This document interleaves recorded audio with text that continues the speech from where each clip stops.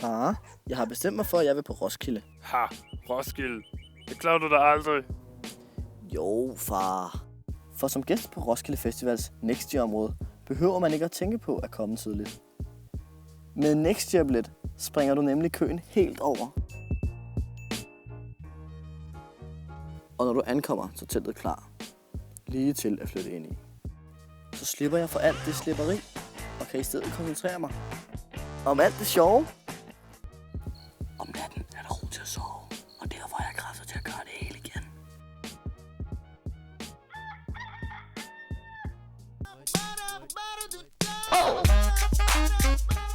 I Next Year-området er toiletter og varme bade både gratis og altid tæt på. Når alle tribasserne er overstået, skal jeg ikke tænke på at pakke teltet sammen, men skal bare skille teltet fra hinanden og aflevere stænger og dug. Herved er jeg sikret en plads til næste års Next Year-område. Det er også rart at vide, at mit telt kommer til at stå her igen næste år, og ikke bare ryger ud.